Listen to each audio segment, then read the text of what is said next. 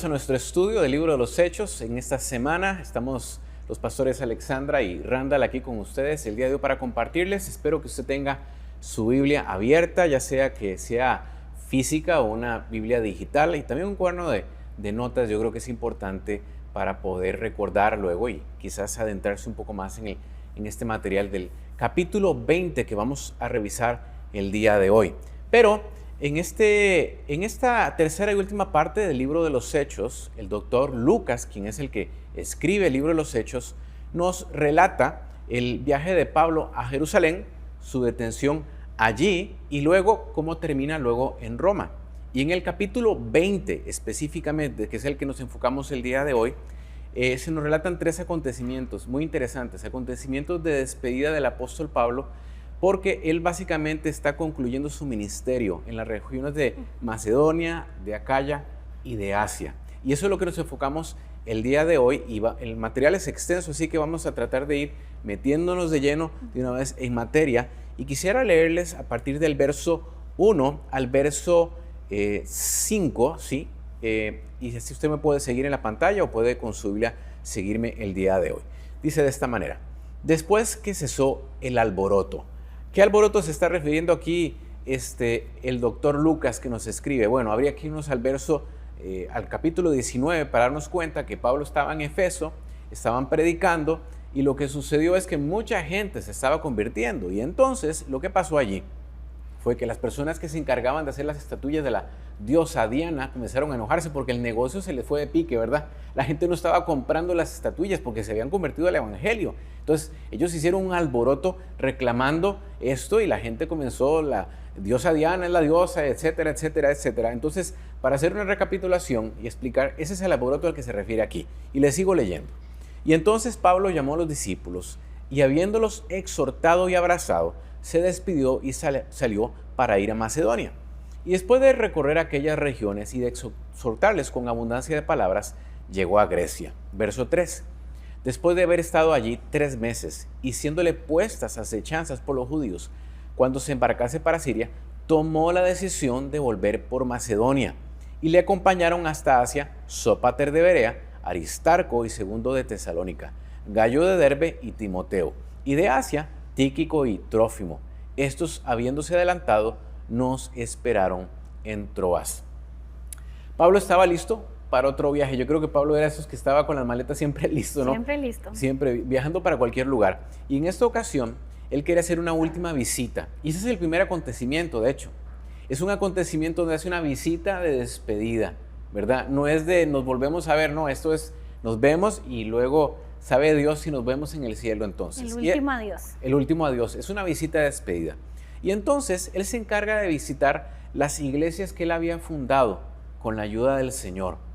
Porque el corazón del apóstol Pablo tenía una preocupación constante por las personas y por la iglesia. Y tenía 2 propósitos en particular a la hora de visitar las iglesias. El principal de todos era animar y fortalecer a los creyentes en la fe.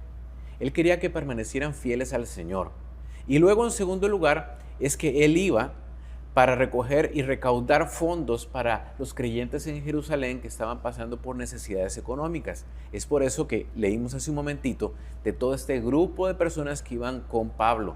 Ese grupo de personas eran representantes de la iglesia que le iban a ayudar a recoger y administrar los fondos para llevarlos luego a Jerusalén. Ahora, hay algo que a mí me interesa recalcar aquí y que yo veo aquí, Alexandra, es ese corazón de padre espiritual que el apóstol Pablo tiene. Porque me quedo pensando como un agricultor. Cuando leía eso pensaba en un agricultor. Pablo no solamente tiraba las semillas y las dejaba que crecieran ahí.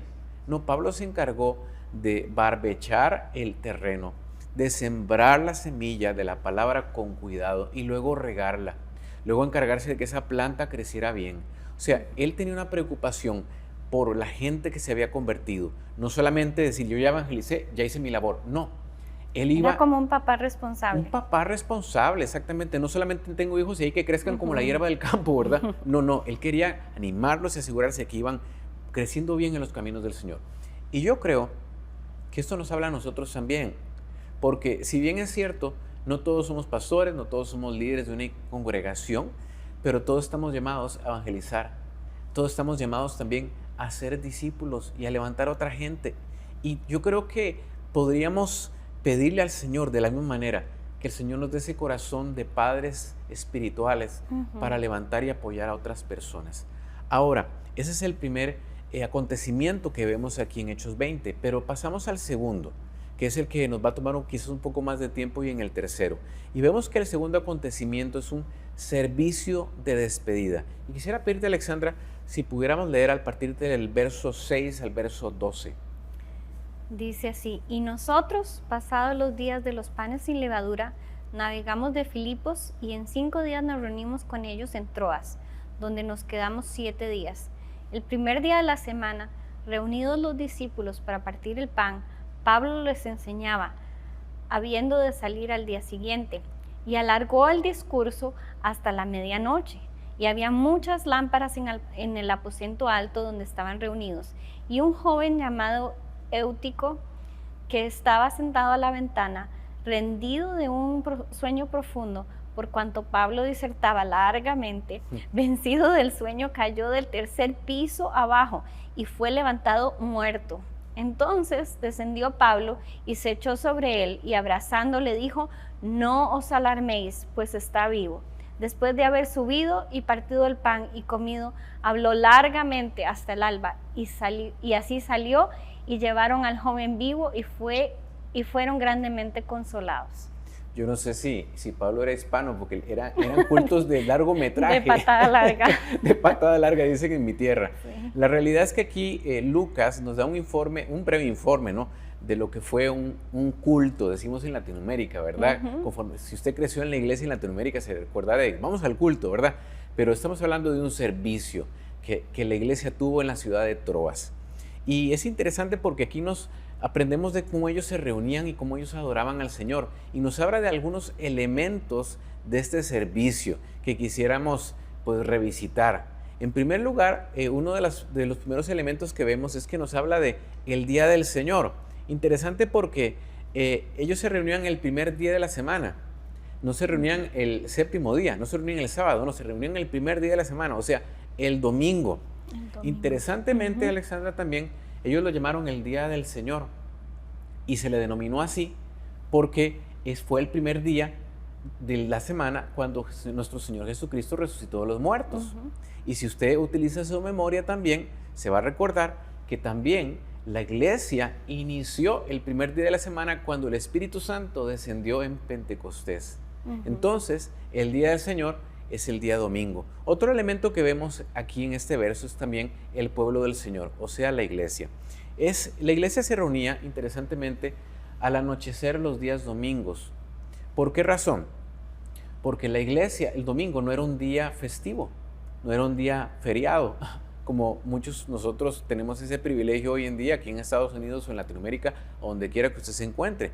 El día domingo era un día de trabajo, o sea, había que trabajar. Y otra cosa importante también mencionar es que muchos creyentes eran esclavos. Sí. Entonces, ellos no podían darse el lujo de pedir vacaciones o poder ir medio día sin recibir goces de salario. No, ellos tenían que ir a trabajar. Entonces, para que la iglesia se pudiera reunir, se reunían en la noche. Otra cosa importante para mencionar es que la iglesia no tenía un edificio como el que conocemos hoy en día en muchas de nuestras iglesias, sino que es que alguien prestaba un salón en el segundo piso de una casa, que se le llamaba el aposento alto. Ahí es donde se reunía la iglesia. Y este era un 3er piso en el que estaban. En este caso particular sí era un 3er piso. Imagínense el golpe que se pegó ese muchacho botico, ¿no? Se quedó dormido, ¿verdad? Porque Pablo no paraba de hablar. Pero es interesante esto. Y otra cosa también muy interesante es que dentro de esas 4 paredes de ese aposento alto no había distinción de clases. Ahí no importaba si fueran esclavos, si fueran los dueños de un terreno, fueran gente de dinero, ahí todos eran iguales, eran hermanos en Cristo y se compartía la palabra de Dios. Así que esos primeros 2 elementos vemos en primer lugar el día del Señor, vemos en segundo lugar después el pueblo del Señor. Ahora, ¿qué otros elementos vemos ahí, Alexandra? El tercer elemento que vemos ahí es la cena del Señor. Y la cena del Señor en algunos lugares ahora le llamamos la comunión o la Santa Cena. Exactamente. Tradicionalmente en la iglesia donde yo crecí le decíamos la Santa Cena, ¿verdad? Muchos ahora le dicen comunión, pero es el partimiento del pan que nosotros vemos también en 1 Corintios 11, del 17 hasta el 34. Pablo nos dice qué fue lo que pasó en esa cena y fue lo que Jesús hizo con sus discípulos en la última cena. Entonces ellos lo que hacían, la iglesia primitiva, lo que Jesús hizo con sus discípulos fue que comieron una cena normal y al final de esa cena parten el pan y toman de la copa el vino, y lo hacemos en memoria. Gracias, en memoria del Señor Jesucristo.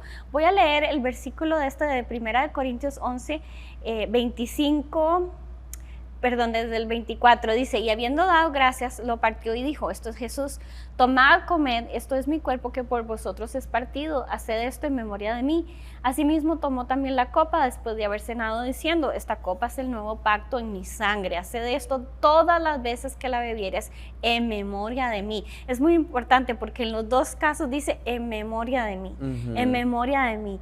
Entonces lo estamos haciendo cuando la iglesia lo hacía primitiva y cuando nosotros, como ahora, el día de hoy, lo tenemos que hacer, siempre tiene que ser en memoria de nuestro Señor Jesucristo, recordando lo que Él hizo, recordando ese sacrificio y lo que significa ese sacrificio, los beneficios que tenemos a raíz de ese sacrificio.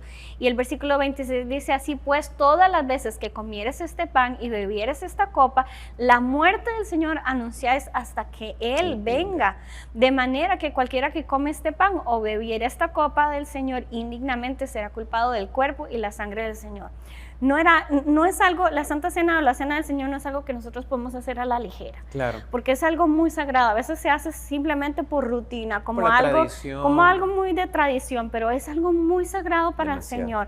Fue un mandamiento que el Señor Jesucristo nos dijo, hagan esto en memoria de mí. Y lo que significa esto es que nosotros lo estamos haciendo anunciando que Jesús vino, murió, resucitó, está vivo y también que va a volver por nosotros. O sea, es algo sumamente fundamental. Es el mensaje de la iglesia, de salvación concentrado ahí en esa copa y en ese pan que nosotros tomamos al hacer la Santa Cena. Y esto es un ejemplo también de comunión, del compartir que la iglesia tenía en este momento. Compartían su comida, pero compartían su fe, el amor por Jesucristo, todos concentrados en rememorar y valorar el sacrificio de Jesús para ellos. El otro punto, el otro elemento, aparte de la cena del Señor y los que habías mencionado, es el mensaje que se daba. Y ya vemos que Pablo era muy bueno para dar ese mensaje y de patada larga. Bueno, es que era un hombre doctor, un hombre letrado, tenía mucho contenido. Claro, y recordemos aquí que dice ahí que ya era medianoche y Pablo seguía predicando. No sabemos desde qué hora ellos estaban reunidos, si estaban reunidos desde el día, o desde mediodía o desde las 6 de la tarde, no sabemos desde qué hora, pero dice que ya era avanzada y que Pablo seguía predicando. Y no lo culpo porque realmente también era el último mensaje que él les estaba dando. Era un servicio de despedida. Era la despedida, entonces yo me imagino que Pablo quería decir de todo lo que él había recibido y que nada se le pasara, ¿verdad? Entonces, pero eso era algo que siempre ocurría cuando ellos se reunían. La Cena del Señor, el mensaje de la palabra, que muchas veces era leer las Escrituras y otras veces era leer las cartas del apóstol Pablo, pero en este caso él estaba ahí compartiendo la palabra de Dios, el mensaje. Y el punto número 5 era el poder del Señor que se hace manifiesto en medio de ellos. Siempre que nos reunimos, Dios dice que donde hay 2 o 3 reunidos en su nombre, ahí Él está. Entonces, ahí tienen que suceder cosas. Claro. Suceden cosas maravillosas, suceden milagros. Hoy en día que nos reunimos, sabemos que Dios siempre opera, Dios siempre hace algo en nuestros corazones, hace cosas milagrosas. Él siempre se mueve como Él quiere, pero en este caso, como leímos, el muchacho Eutico que estaba ahí en una ventana, imagínense, este muchacho estaba ahí en una ventana, no sabemos si hacía calor, estaba el cuarto ahí muy lleno de gente, y él ya estaba cansado. Parece que este muchacho era un esclavo y era bastante joven. Y resulta que el muchacho se queda dormido y se cae desde un 3er piso, y cuando lo van a levantar el muchacho está muerto. ¿verdad? Él quedó rendido, no que Pablo lo haya dormido por aburrido, sino que él quedó rendido seguramente después de un día de trabajo. Y él cae muerto. Y yo me imagino la impresión que todos se llevaron al ver esto. No quería Pablo dejar una despedida así triste, en lugar de ser dejar todo así con broche de oro, iba a ser como un entierro o algo así, qué horrible. Pero entonces Pablo se pone sobre el muchacho y dice, ustedes tranquilos, él está vivo. El muchacho se levanta y todos felices y contentos. O sea que sí Pablo logró cerrar esa visita que hizo ahí a Troas con broche de oro. Exactamente. ¿Verdad?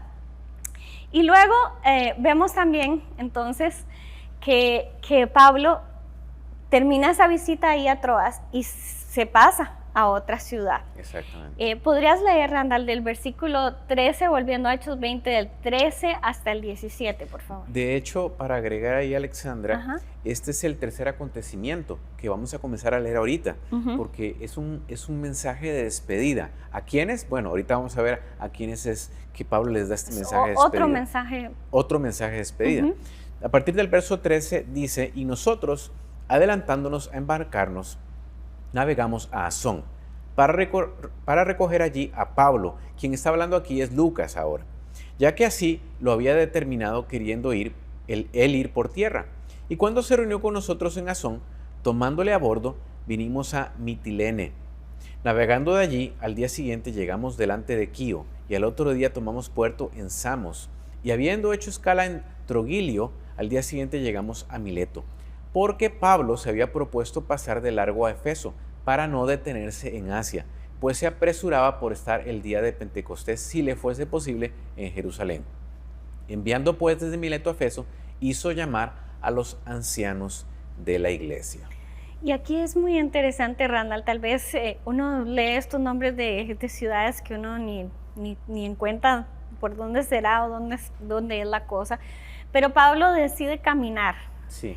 Él manda a la gente a su corte que lo acompañaba, los manda en barco, pero él decide caminar y dicen que eso era como aproximadamente 20 millas, que él iba a tomar unas aproximadamente 10 horas, pero en barco era un poco más largo el viaje, dicen, que era como por lo menos un día de viaje en barco. Entonces Pablo, sus razones tendría, pero yo me imagino que Pablo siempre era un imitador de Jesús. Y Jesús lo hacía. Y Jesús lo hacía. Jesús estaba con las multitudes, pero luego él se apartaba y se iba a hablar con su Padre. Y Pablo sabía que para él venían cosas difíciles, que lo que venía en el camino para él no era bonito, no era fácil, iba a enfrentar muchos obstáculos, mucha persecución, cárcel y muerte. Entonces yo me imagino que él necesitaba un tiempo a solas con el Señor. Así es. Aparte que iba a ganar tiempo para llegar a la otra ciudad. Así es. Y podía estar más tiempo con la gente que él quería estar. Entonces también eso nos revela el corazón de Pablo. Pero Pablo quería hablar con los ancianos de Éfeso. Y resulta que Pablo no quería ir a Éfeso porque él quería ganar tiempo, porque sabía que tenía que llegar a Jerusalén a tiempo para las fiestas de Pentecostés. Entonces Pablo manda a llamar a estos ancianos, pero vamos a ver qué es anciano. Randall, la palabra anciano en griego es la palabra presbutos. Quiere decir presbítero. En otras versiones también se les conoce como obispos. Pero en realidad esta era la gente que alimentaba la iglesia, la gente que cuidaba de la iglesia. Eran los líderes que él había dejado. Eran los líderes y hoy en día le podríamos decir, eran los pastores de estos líderes. Y si a ustedes les interesa, en 1 Timoteo 3, del 1 al 7, están todas las cualidades que ellos tenían que tener.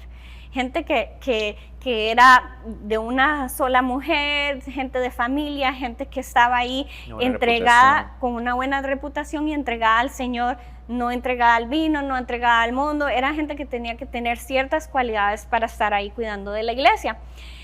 No las vamos a ver ahorita por cuestiones de tiempo, pero para ellos fue el mensaje de despedida de Pablo. Y este mensaje de despedida de Pablo fue diferente tal vez a otros mensajes de Pablo, porque Pablo se caracterizaba por un mensaje en donde él presentaba el evangelio.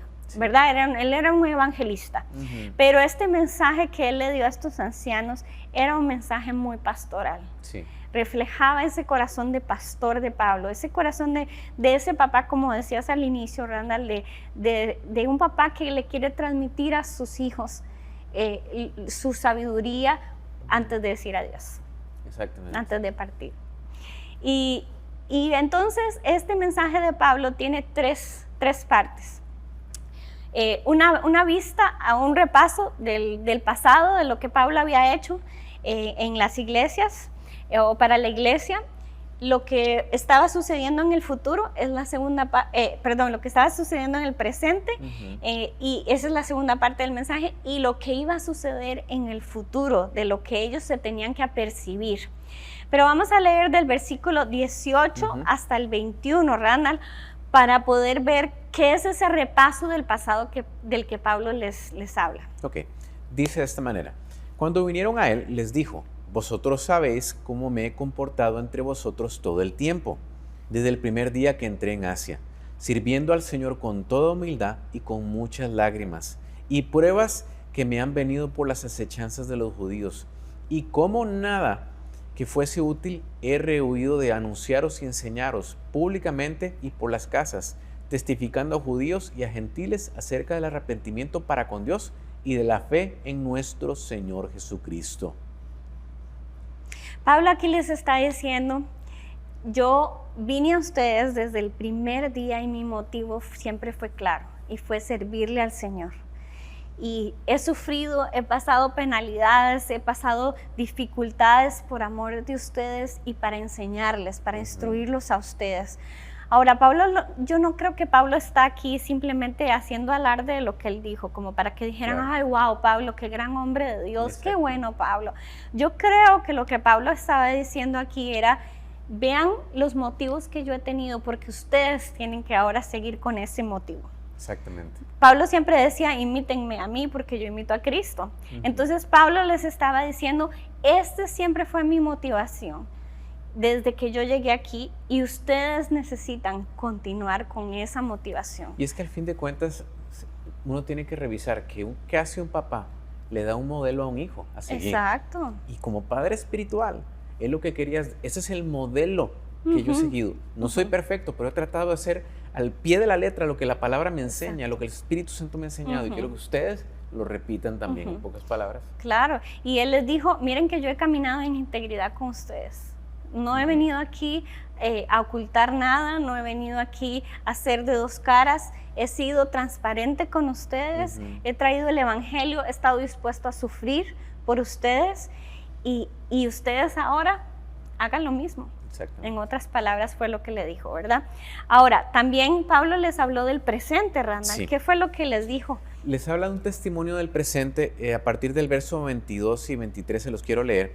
Y les dice: ahora he aquí, ligado yo en espíritu, voy a Jerusalén, sin saber lo que ya me ha de acontecer, salvo que el Espíritu Santo por todas las ciudades me da testimonio, diciendo que me esperan prisiones y tribulaciones. Pablo les está hablando aquí con el corazón en la mano. Se está mostrando los sentimientos. El gran apóstol Pablo, el héroe espiritual de ellos, les está diciendo: esto es lo que me espera. Y es interesante porque él dice ligado en espíritu. Otras versiones dicen dirigido por el Espíritu. O sea, el Espíritu Santo lo que me ha revelado es que vienen momentos difíciles. Qué tremendo, ¿no? Y yo me quedaba pensando, y lo hablaba con mi esposa, con Alexandra, hace un momento, cómo el ministerio del Espíritu Santo siempre está presente para alertarnos cuando en el futuro cercano o lejano vamos a pasar situaciones difíciles. Y es como una preparación, prepárate.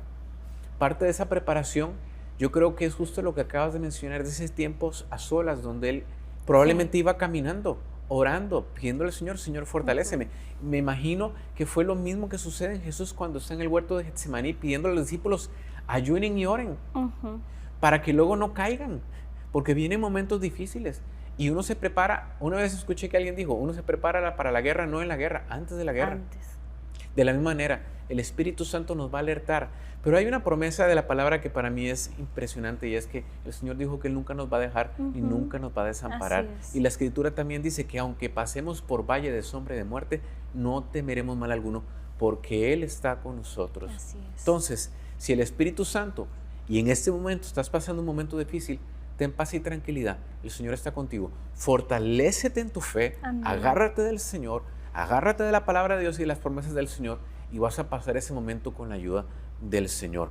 Pero ahora, en este testimonio del presente que el apóstol Pablo está hablándoles a estos ancianos de Efeso, también muestra 6 cuadros gráficos de su ministerio, de por qué es que él está dispuesto a ir hasta las últimas consecuencias, ¿verdad? Está dispuesto inclusive, si tengo que entregar mi vida, pues lo voy a hacer. Pero son de alguna manera elementos gráficos que nos ayudan a entender por qué es que él estaba dispuesto a esto. Y en primer lugar, vemos que Pablo utiliza una figura como de un contador. Y mire lo que nos dice aquí en el verso 24 del capítulo 20. Y dice, pero de ninguna cosa hago caso, ni estimo preciosa mi vida para mí mismo. Pablo había examinado como ese contador los debes y los haberes, y él dijo, la verdad es que yo pongo más en valor a mi Señor que aún mi propia vida. No que él no estimara su vida, era un regalo de parte de Dios. Pero él dice, si yo lo comparo con lo que Dios me manda hacer, pues por un lado lo dejaré para servirle a mi Señor. Luego, interesantemente, él no solamente se ve como un contador, sino que se ve como un corredor. Y lo voy mencionando rápido porque hay varias de estas figuras. En segundo lugar, en el mismo verso 24, le leo la primera parte, dice, pero de ninguna cosa hago caso omiso, lo acabamos de leer, ni estimo preciosa mi vida para mí mismo, se ve como un contador, pero mire lo que luego sigue diciendo, con tal de que acabe mi carrera con gozo. Él se estaba viendo, Alexandra, como ese corredor, que de hecho había iniciado esa carrera, y no era una carrera ni de 100 ni 200 metros, esto es un maratón de toda la vida. Él había iniciado ese maratón hace muchos años, cuando había tenido ese encuentro con el Señor Jesucristo y cayó del caballo y quedó ciego. Y había permanecido. Era como ese corredor, permaneciendo, corriendo. Llovía, seguía corriendo. Calor, seguía lloviendo. Venían distracciones, seguía corriendo. Porque él sabía que él iba a llegar a la meta, donde había un listón, donde había una corona. Y él dijo, yo no me detengo de correr en esta carrera. Y si esta carrera significa que voy a llegar y me van a matar, la corro con ganas, porque lo voy a hacer por mi Señor Jesucristo. Y con gozo. Y con gozo. Qué lindo. Con gozo. Que acabe su carrera con gozo, ¿no? Sabía que le esperaban situaciones difíciles, pero aparte nada le iba a quitar ese gozo. Nada le iba a acabar. Y luego mire la tercera figura. Dice que él sabía que era un mayordomo. Porque luego dice, de ninguna cosa hago caso, ni estimo preciosa mi vida, contador, en primer lugar, con tal de que acabe mi carrera con gozo, corredor. Y mire lo que dice, y el ministerio que recibí del Señor Jesucristo, mayordomo. Él sabía que lo que se le había entregado no era de él. No administraba. Es que un mayordomo es dueño de muy poco o de nada, pero administra todo. Sí. Y él sabía que lo que se le había entregado en las manos, ese ministerio, no era el ministerio del apóstol Pablo Inc., no, era el ministerio del Señor Jesucristo, entregado por gracia en sus manos, y él quería ser fiel, un mayordomo fiel, para que al final de cuentas, cuando se presentara delante del Señor, él dijera, buen siervo fiel, en lo poco fuiste fiel, en lo mucho te pondré. Ahora, no solamente era un mayordomo, sino luego él era un testigo. Y mire lo que dice el verso 24. Lo voy a adelantar al verso 24 en la última parte, donde dice, para dar testimonio del evangelio de la gracia de Dios. Él era un testigo. ¿Y qué hace un testigo? Si alguna vez usted le ha tocado ver una película o ser testigo inclusive en algún juzgado, un testigo habla de lo que ve y de lo que oye. Eso es un testigo. Y eso fue lo que él hizo. Y luego, por último, él sabía que él era un heraldo. Un heraldo. En el verso 25, y aquí, yo sé que ninguno de todos vosotros, entre quienes he pasado predicando el reino de Dios, verá más mi rostro. La palabra predicar, mire qué interesante, quiere decir declarar un mensaje como heraldo del rey. Heraldo del rey. Mientras que un testigo habla de lo que ve y lo que oye, un heraldo proclama lo que el rey dice. Y él tenía un rey, y él estaba proclamando lo que su rey Jesús le había dicho que él tenía que proclamar. Ahora, por último, la sexta figura, él era un atalaya. En el verso 26 dice, por tanto yo os protesto en el día de hoy que estoy limpio de la sangre de todos. Un atalaya tiene que estar despierto y atento para ver si algún peligro se acerca. Y él dice aquí, yo estoy limpio de la sangre de todos ustedes porque yo siempre los alerté de todos los lobos rapaces que iban a venir. Yo les dije, cuidado, cuidado. Estuve atento con ustedes y eso es lo que hizo el apóstol Pablo. Él fue un atalaya también. Ahora, ¿cuál es la tercera parte de despedida de este mensaje, Alexandra? Tenemos que ir terminando. La última parte es una advertencia para lo que venía. O sea, una vez que él ya no estuviera, ¿qué iba a pasar? Versículo 28 dice, por tanto, mirad por vosotros y por todo el rebaño en que el Espíritu Santo os ha puesto por obispos para apacentar la iglesia del Señor, la cual él ganó por su propia sangre, porque yo sé que después de mi partida entrarán en medio de vosotros lobos rapaces que no perdonarán al rebaño, y de vosotros mismos se levantarán hombres que hablen cosas perversas para arrastrar tras de sí a los discípulos. Entonces Pablo les dijo, pónganse vivos, ¿verdad?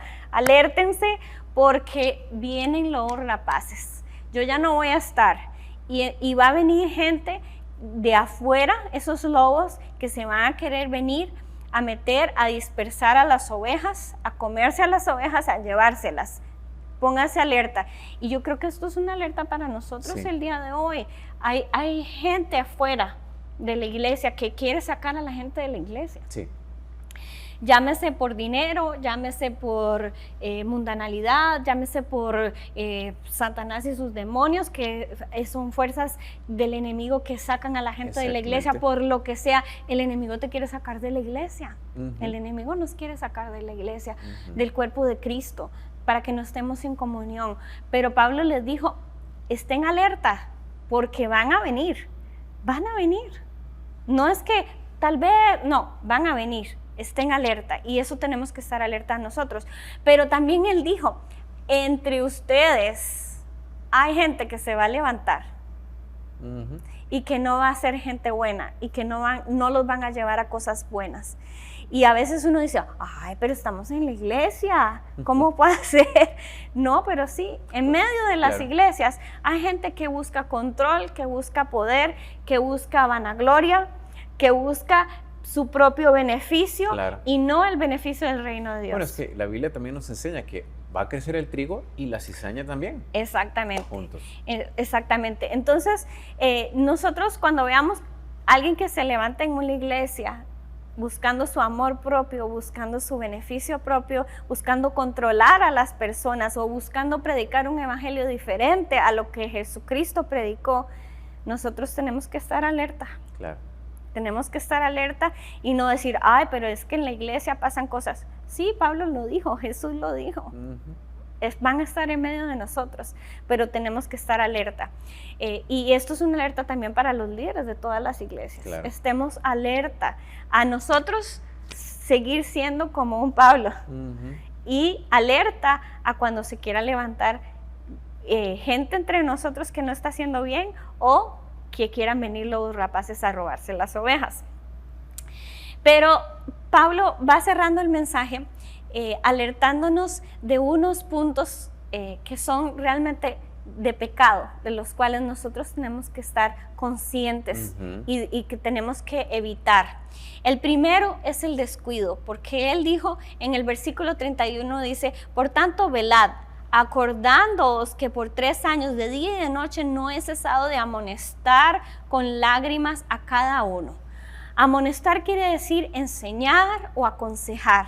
Pablo les dijo, ha sido un precio que yo he pagado por ustedes, no lo echen todo a la basura, no lo den, por un hecho, bueno, ya recibimos, ya, ¿qué importa? No, ustedes van a apreciar, no van a descuidar lo que Dios ha hecho, lo que Dios ha edificado en su iglesia, no lo van a descuidar. Y eso es algo que nosotros tenemos que hacer, no descuidar la palabra de Dios, no descuidar la iglesia. Así es. La otra cosa de la que Pablo nos alerta en el versículo 32 es la superficialidad. Dice, ahora hermanos, os encomiendo a Dios y a la palabra de su gracia, que tiene poder para sobreedificaros y daros herencia con todos los santos. Pablo les dijo, yo ya me voy, pero ustedes tienen que seguir profundizando, orando. Por eso dice, los encomiendo a Dios, o sea, en oración y a su palabra. Palabra y oración en la iglesia tienen que estar siempre presentes, no pueden estar ausentes, no podemos ser livianos. Gracias a Dios por este tipo de estudios bíblicos que nosotros tenemos, que nos ayudan a profundizar en la palabra de Dios, pero necesitamos seguir buscando y creciendo, porque dice aquí sobre edificando. Pablo ya había edificado, pero necesitamos seguir edificando por encima, necesitamos seguir creciendo en el conocimiento de Cristo. Así es. El tercero es la codicia. Pablo dice en el versículo 33, ni plata, ni oro, ni vestido de nadie he codiciado.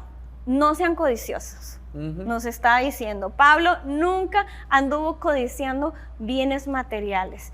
Y así tenemos que hacer nosotros los que estamos dentro de la iglesia. Número 4, habló de la ociosidad en el versículo 34. Dice, antes vosotros sabéis que para lo que me ha sido necesario a mí y a los que están conmigo, estas manos me han servido. Pablo nunca tuvo problema para trabajar. No. Era súper trabajador, trabajaba en la obra, trabajaba haciendo carpas, hacía lo que tenía que hacer sin ociosidad. Claro, y no que fuera malo que él viviera de los aportes de las personas, pero él vio, recordémonos que él vio que si de alguna manera él recibía ese aporte de una manera continua, podía ser una piedra de tropiezo para que la gente pensara que él estaba sirviendo en el ministerio por un salario, y él no quería que eso le estorbara. En ningún momento malo, la palabra dice que el obrero es digno de su salario. Así es. Pero Pablo decidió no hacerlo. Y lo último que nos dice es, tengan cuidado con el egoísmo. El versículo 35 dice, en todo os he enseñado que trabajando así se puede ayudar a los necesitados, y recordar las palabras del Señor Jesús que dijo, más bienaventurado es dar que recibir. La última consejo de Pablo es, den. Acordémonos, como dijiste al inicio, que el Pablo estaba recogiendo dinero para la iglesia de Jerusalén que tenía necesidad. Entonces Pablo trabajaba y nos dijo, sean trabajadores, pero también sean dadores. Sean dadores, nada de egoísmo. Todo esto concluye con que Pablo ya termina su mensaje y al final se arrodillan, se ponen a orar y se ponen a llorar porque se estaban despidiendo de Pablo. Y esto me hace pensar, Randall, en que qué importante es despedirnos. Sí. A veces es lamentable que gente no se despide de sus seres queridos porque se enojan, se pelean y nunca se vuelven a ver y se van para otro lugar, para otra ciudad y nunca se despidieron. Gente nunca se despide hasta de una iglesia. A veces han sido parte de una iglesia y por situaciones salen, se van y nunca se despiden. Claro. Nunca nos despedimos a veces tal vez de gente que trabajó con nosotros o de compañeros.